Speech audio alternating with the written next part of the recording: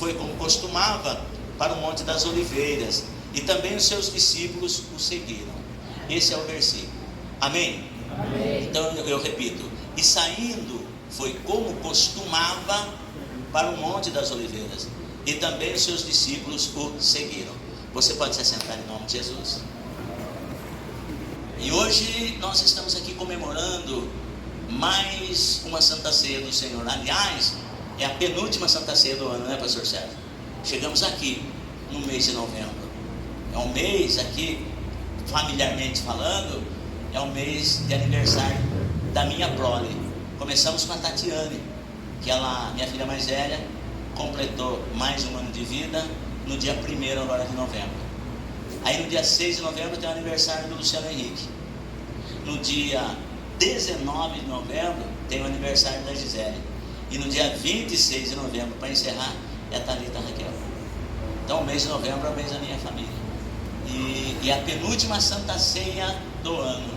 E eu estava meditando, o Senhor colocou no meu coração esse versículo 39, que diz assim: e saindo foi como costumava, isso Jesus, foi como costumava para o Monte das Oliveiras, e também os seus discípulos o seguiram.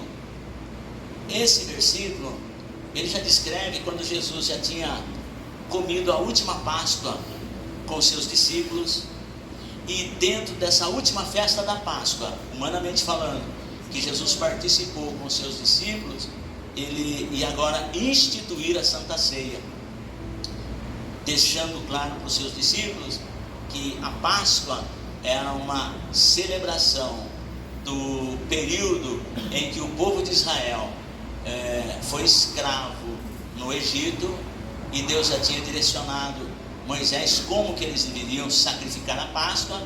Então a primeira Páscoa foi celebrada no Egito, e depois as demais Páscoas foi como uma celebração, comemoração, memorial, uma celebração de algo que aconteceu. E agora, Jesus, como bom judeu, ele também, uma pessoa instruída desde da sua infância, ele participava das festas como bom judeu, a festa da Páscoa, a festa das colheitas, e ele participava como bom judeu que era.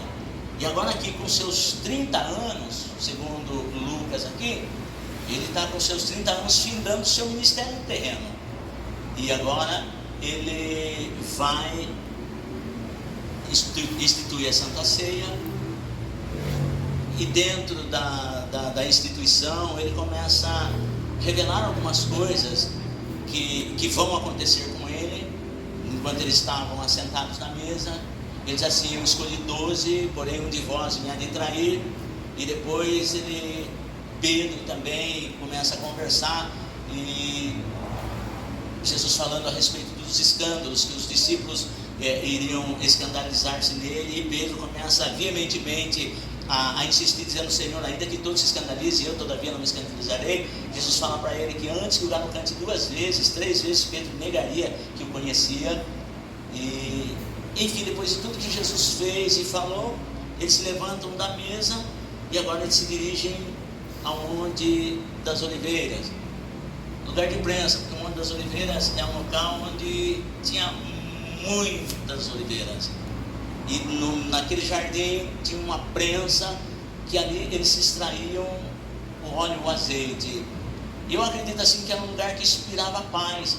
Pense que você está num jardim repleto de oliveiras, aquele cheiro de azeite, deve ser algo muito maravilhoso. E Jesus constantemente ele se dirigia com seus discípulos para esse local.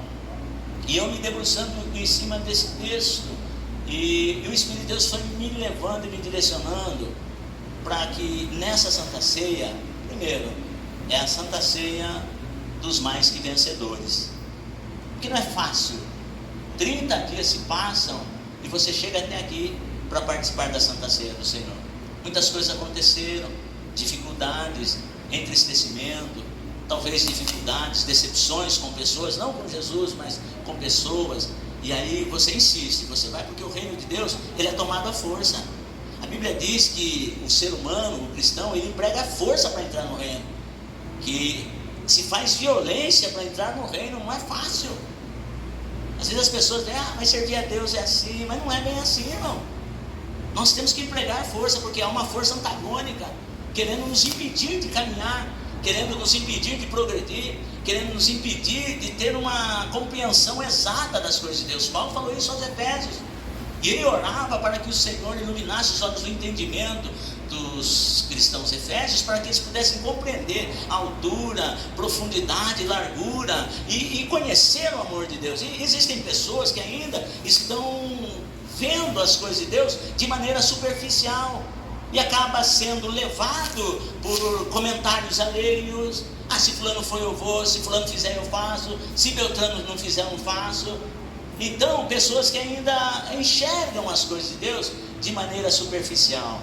Mas quando nós chegamos aqui, nós começamos a enxergar a realidade do mundo espiritual, do mundo de Cristo, de maneira mais de perto e mais precisa. Então, para essa Santa Ceia, nós precisamos entender que todas as vezes que Jesus ele se dirigia ao monte, principalmente ao Monte das Oliveiras, porque o texto aqui diz assim: e saindo foi como costumava. Então, alguém já disse uma vez assim: você semeia um ato, você vai colher um hábito. Semeia um hábito e você vai colher um vício. Eu parei para analisar nisso. Então, quando você semeia um ato, perceba bem, se você não tomar cuidado, você vai transformar aquele ato em um hábito. Sabe? Existem hábitos bons, existem hábitos ruins. Existem hábitos que vão te levar a uma proximidade maior das coisas de Deus, mas existem hábitos que vão te afastar das coisas de Deus. Lembre-se de quando você se converteu. Você continua buscando mais conhecer as coisas de Deus, ou você estagnou-se na sua vida cristã, ou você regrediu na sua vida cristã? Então, e aqui Jesus ele desenvolveu esse hábito de estar em comunhão com o Senhor Jesus, com Deus Pai Todo-Poderoso. Então, constantemente ele ia para um lugar deserto buscar a presença de Deus. E isso para nós hoje é muito importante. Resumidamente, eu digo para você assim, como um tema: aprendendo com Jesus a enfrentar os dilemas da vida, os assuntos do dia a dia, através da oração. Que Jesus ele tem muito para nos ensinar. Mas é importante que nós estejamos aos pés dele. Lembra de Maria? Maria, ela estava, Marta, a Bíblia vai dizer, no Evangelho de Lucas mesmo, que ambas receberam Jesus em casa. Porém, Maria foi assentar-se aos pés de Jesus, e Marta estava distraída com os seus afazeres em casa. Então as duas irmãs, isso tipifica os dois tipos de crente dentro da igreja. Não tem como correr, ou eu sou Marta ou eu sou Maria. Se eu sou Marta, eu recebo Jesus na minha casa, óbvio, porque na realidade nós temos que receber e receber bem. Marta não estava errada, ela estava cuidando dos afazeres da casa e recebeu Jesus. Maria não, Maria assentou-se aos pés de Jesus. Pastor, mas qual é a diferença? A diferença está na questão da prioridade. Nós precisamos aprender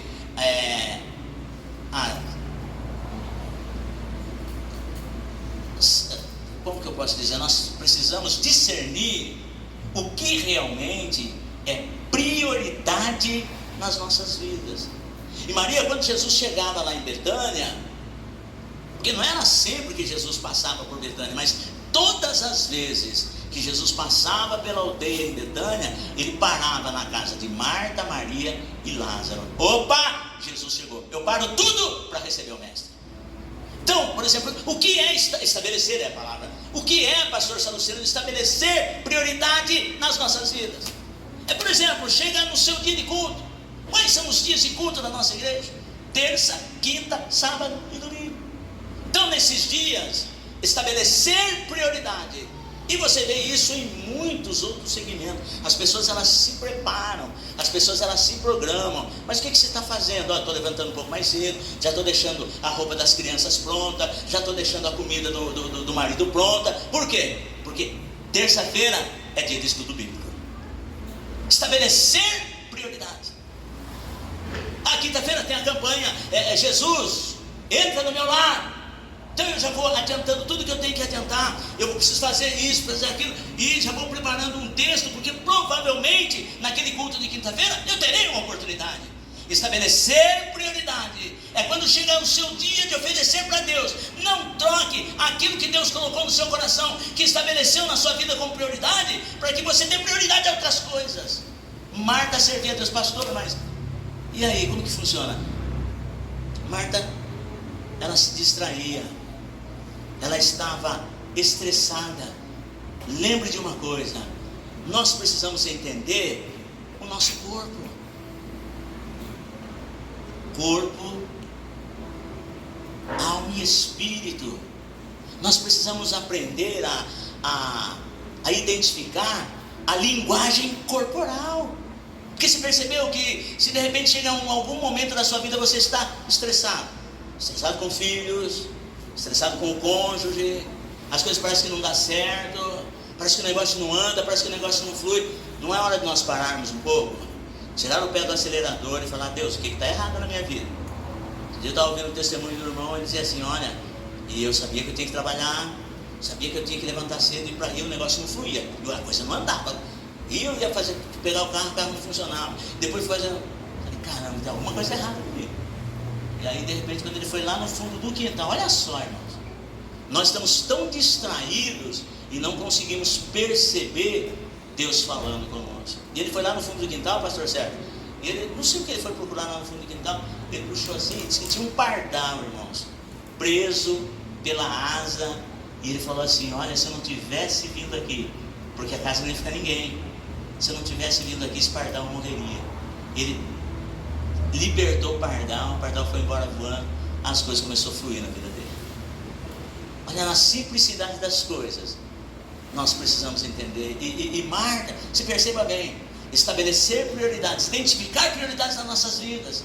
É isso, Senhor, eu estou levantando de manhã, o que eu devo fazer hoje? De que maneira eu devo fazer hoje? Lembrando que na quinta-feira, Senhor, eu estou na tua casa. Se o Senhor me der uma oportunidade, Pai, eu quero falar para aquelas pessoas que estão lá o quanto o Senhor é maravilhoso. Porque talvez naquele dia o Senhor vai mandar alguém lá. Senhor, como eu queria que o Senhor mandasse alguém lá. E essa palavra que me impactou o meu coração, esse louvor que impactou o meu coração, eu tenho certeza que tem o endereço certo. Aí nós saímos daquilo que é automático, nós saímos daquilo que é humano e começamos a entrar no âmbito espiritual. O testemunho: vim aqui trazer a minha esposa e tinha um caminhão parado, quebrado aí. Aí o Senhor me direcionou para que eu fosse falar com ele, missionário em Graziela. E eu fui falar com aquele senhor, eu falei: e daí, como é que tá? Ele falou assim: olha, o caminhão quebrou na subida aí e tal, eu não tinha o que fazer. Eu falei: olha, como que é o seu nome? Ele falou: Miguel. Eu falei: Miguel, eu vou dizer uma coisa para o senhor, eu não te conheço, o senhor parou bem aqui na frente da igreja, não foi por acaso. E Deus tem uma obra. E eu não conheço a vida do senhor, mas por trás do nome do senhor tem uma história. Deus tem uma obra grande na tua vida. A missionária Maria estava comigo. Deus tem uma obra grande na tua vida. E a porta que ele abriu, capeta nenhum vai fechar. E o senhor vai aqui dar testemunho. Ele começou a chorar. Mas chorava, irmão. O senhor tinha uns 58, 60 anos, acho. Chorava que nem criança. Aí ele disse assim: olha, eu estou aqui. Aí ele tirou o boné, depois assim ele falou: eu estou aqui falando porque eu sou novo na empresa, e do jeito que quebrou o caminhão, talvez esse homem vai me mandar embora. E eu estou aqui desesperado porque eu posso perder o meu serviço. Você acredita nisso? Eu falei: a porta que Deus abriu, capeta nem vai fechar. E o senhor vai vir aqui dar testemunho. Ele ficou tão feliz. E eu acredito que ele vai passar por essas portas aqui e vai dar testemunho. Quando ele chegar aqui, eu vou falar: essa pessoa aqui, irmãos, que eu já dei testemunho para a igreja. Então se escute, semeie um ato e você vai transformar isso em hábito na sua vida. Se for hábito bom, o nome do Senhor vai ser glorificado. Se for hábito ruim, tire, meu irmão, porque isso está impedindo você de se aproximar mais de Deus. Porque Marta, ela estava assim, começou a estressar, começou a murmurar, e ela foi chegar até Jesus e falou: mestre, não se te dá que a minha irmã me deixe servindo só? Eles falam: Marta, escute, você está ansiosa, afadigada com muitas coisas, sendo que só uma é necessária. Estabeleça prioridade na sua vida, porque a sua irmã escolheu a boa parte, e isso não lhe será tirado. Determine isso na sua vida. Senhor, eu quero estabelecer prioridade na minha vida, e a minha prioridade é servir ao Senhor, para que na minha vida o teu nome seja glorificado. E Deus diz que você não vai perecer. E o Senhor diz assim, que quando você estabelecer prioridade, nenhum fio da tua cabeça cairá por terra, porque Deus cuida de você. O que é um fio de cabelo para você? Glória a Deus. Isso é para mostrar que Deus se preocupa com as mínimas coisas da sua vida. Mas comece a semear hábitos bons. E Jesus começou a desenvolver esse hábito. E aqui no Monte das Oliveiras, eu vou resumir porque agora nós vamos entrar na ceia. Você aprende com Jesus, por meio da oração, que em cada situação Jesus corria para o monte. Jesus foi para o monte chamado para nós aqui, monte das escolhas e das decisões. Não vai abrir sua Bíblia, mas tem um texto em Lucas capítulo 6, do versículo 12 e 13, diz assim, ó: e aconteceu que naqueles dias, olha bem, e aconteceu que naqueles dias, no Evangelho de Lucas mesmo, e aconteceu que naqueles dias, Jesus subiu ao monte para orar, e passou a noite em oração a Deus. E quando já era dia, quando clareou o dia, chamou a si os seus 12 discípulos, guarde bem isso, e chamou a si os seus 12 discípulos, e escolheu, e chamou a si, melhor dizendo, escolheu e chamou a si os seus discípulos, isso é no geral, e dentre os seus discípulos ele escolheu 12, e esses 12 ele deu o nome de apóstolos. Então aqui, o que nós podemos entender e aprender? Primeiro, que assim como Jesus, eu e você jamais deveremos fazer escolhas, tomar decisões baseando-nos nos nossos próprios intelectos em termos de escolha, mas sim colocar em Deus. Se for preciso passar a noite orando, Deus, eu preciso tomar uma decisão. O Espírito de Deus te trouxe aqui dizendo assim, você saiu da sua casa com esse pensamento: Deus, o que eu posso fazer? E o Senhor manda dizer: aguenta, aguarda, espera mais um pouco. O monte das escolhas e das decisões, se Jesus passou lá, eu e você temos que ir lá também. Existem pessoas assumindo relacionamento, existem pessoas assumindo compromissos, baseando na intelectualidade humana. Mas eu acho que é assim, eu acho que é assado. Não. Escute, Jesus, ele tinha muitos seguidores. Jesus tinha um número expressivo de discípulos. Jesus tinha 12 apóstolos, mas ele tinha poucos amigos. Isso querendo dizer, irmão, que nós temos que buscar a presença de Deus em oração, para nós estabelecermos relacionamentos. Família você não escolhe, o seu nome você não escolheu, mas os amigos você precisa escolher. Passe em oração. Ah, mas eu quero firmar um relacionamento, porque fulano é tão bom, porque fulano é tão boa. Mas passe a noite em oração. Baseie as suas escolhas, as suas decisões no solo da oração. Porque existem escolhas que você fizer, você vai levar para a vida toda. Dos muitos discípulos que Jesus teve, ele escolheu 12 apóstolos. E esses 12, sabe por que ele passou a noite em oração? Porque esses 12 iam caminhar com ele 3 anos. E existem pessoas que caminham conosco. Existem pessoas que, pastor, existem pessoas que são seguidoras. e o seguidor não tem compromisso. Hoje em dia está em voga, está em moda isso. Fulano tem tantos mil seguidores, mas seguidor não tem compromisso.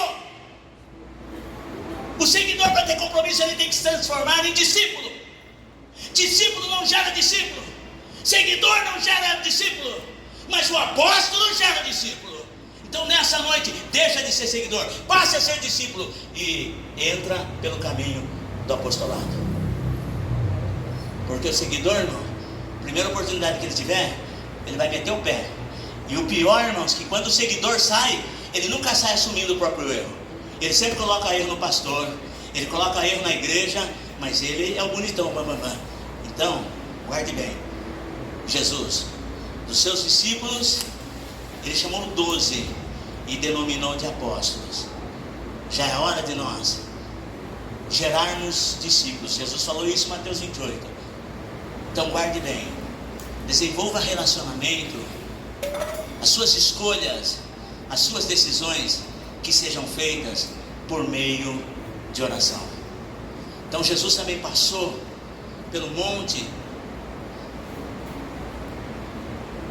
da humilhação. E se você pegar, por exemplo, no Evangelho de João, no capítulo 6, no versículo 14 e 15, está dizendo assim, ó: vendo, pois, aqueles homens, Jesus fez o milagre da multiplicação de pães. 5.000 homens, além de mulheres e crianças, participaram desse milagre. Detalhe, um jovem, um rapaz, apresentou 5 pães e 2 peixinhos. E através daqueles 5 pães e 2 peixinhos, Jesus fez um grande milagre. Agora se imagina os discípulos vendo aquele milagre, que mais de 5.000 homens se alimentando. Só que os homens que estavam lá e foram ser alimentados daquilo, o texto, João, ele vai dizer assim: vendo, pois, aqueles homens o milagre que Jesus tinha feito, diziam: este é verdadeiramente o profeta que devia vir ao mundo. Agora, veja bem, versículo 15: sabendo, pois, Jesus que haviam de vir arrebatá-lo, olha só, olha o perigo, que viriam arrebatá-lo para o fazerem rei, tornou a retirar-se ele só para o monte. Então, com Jesus nós aprendemos que o monte da humilhação, isso faz parte na minha e na sua vida. Porque a pergunta que se segue é essa: como que eu e você lidamos com o sucesso, com a popularidade, isso ministerial e profissional? Quando as pessoas batem nas suas costas assim: ô Carol, você é o bambambam mesmo, hein? Ninguém conseguiu resolver o problema, mas você chegou aqui e resolveu. E aí a sua fama começa a estar em alta. As pessoas começam a cotar você, o seu serviço, porque você é o melhor. Nas pregações você é o melhor. E a pergunta que não quer calar é: como que você lida com o seu sucesso? Porque lidar com o fracasso dói, mas a gente aprende. Mas e quando nós lidamos com o sucesso? Existem pessoas que por muito menos saem por aí na arrogância, sai por aí achando que é o melhor, achando que é o bambambam, que canta um pouquinho bem, já acha que é estrela, que prega um pouquinho, já acha que... Então, como nós lidamos com o sucesso profissional e no nível eclesiástico? Jesus, quando ele percebeu, as pessoas viram o milagre, as pessoas viram o que Jesus fazia, mas ele percebeu: opa, estão querendo fazer de mim rei. Ele sabia quem ele era, e as pessoas queriam exaltá-lo, mas ele se afastou da multidão e foi buscar a presença do Pai. Quando as coisas estão dando certo para você, quando nas suas ministrações, quando no seu louvor, quando na sua empresa vierem elogios, corra nos pés do Senhor, vai para o monte da humilhação e glorifique o nome do Senhor, porque Deus não divide a glória dele com ninguém. Então, 2 propósitos o Senhor tem. Quando ele foi para o monte, ele foi se humilhar nos pés do Senhor. Quando ele deixou os discípulos no mar, porque os discípulos já estavam se sobressaindo, eles começaram a se achar o dono do milagre. Cada bandeja, você viu, rapaz, eu saí com 10 pães em uma bandeja, de repente eu entreguei para 30 pessoas. E eu então, André disse, eu saí com 20, distribuí pães para 50, e as pessoas começaram a achar que o dono do milagre era André, era Pedro, era Tiago e João. E o Senhor falou: olha, o meu Pai Celestial não divide a glória dele com ninguém, mas vocês precisam passar também pelo mar revolto, porque lá vocês vão entender que vocês não são nada sem mim. Bastou Jesus não estar lá, eles começaram a tremer de medo, dizendo que estavam vendo fantasma. Jesus falou: pronto, agora vocês estão aonde eu quero que vocês estejam, no monte da humilhação, para que vocês vejam que o Deus que nós servimos, Ele é o dono do milagre. Quando as coisas acontecerem, quando você pregar, almas aceitar Jesus, quando você orar, pessoas forem curadas, quando você falar do amor de Jesus, quando você louvar, Deus abriu o céu, toda honra, toda glória seja dada ao nome do Senhor. E o terceiro monte onde Jesus passou foi o Getsemane. Pelo Getsemane nós aprendemos a lidar com os nossos conflitos pessoais, psicológicos, emocionais. E com Jesus você aprende, porque Jesus, quando ele estava no Getsemane, ele disse para os seus discípulos: ó, vocês fiquem aqui, que eu vou um pouco mais à frente a orar. E eu acredito, irmãos, que todos nós passamos, em certo sentido, pelos nossos Getsemane, lugar de prensa, lugar onde você está sendo muitas das vezes esmagado pela dor da decepção, pela dor da enfermidade, pela dor da incompreensão. Todos nós, em certo sentido, somos esmagados pelas angústias, pelas aflições. E com Jesus nós aprendemos o que fazer quando nós passamos pelos nossos Getsêmanes. Primeiro, devemos buscar a ajuda de amigos. Foi isso que Jesus fez. Ele diz assim, ó: assentai-vos aqui, enquanto eu oro. Quando nós passamos por esse Getsemane, o que nós precisamos? Compartilhar os nossos problemas, os nossos sentimentos com os verdadeiros amigos. Porque existem pessoas que só pegam o que você fala e saem falando para os quatro ventos. Mas quando você está no seu Getsemane da decepção, da enfermidade, da incompreensão ou da incompatibilidade, compartilhe com pessoas que são seus verdadeiros amigos.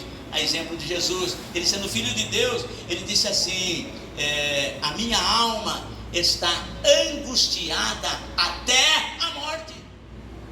Tem pessoas que não têm o hábito de compartilhar. Tem pessoas que talvez por ela ter sido traída, traíram a sua confiança e ela se fecha no casulo.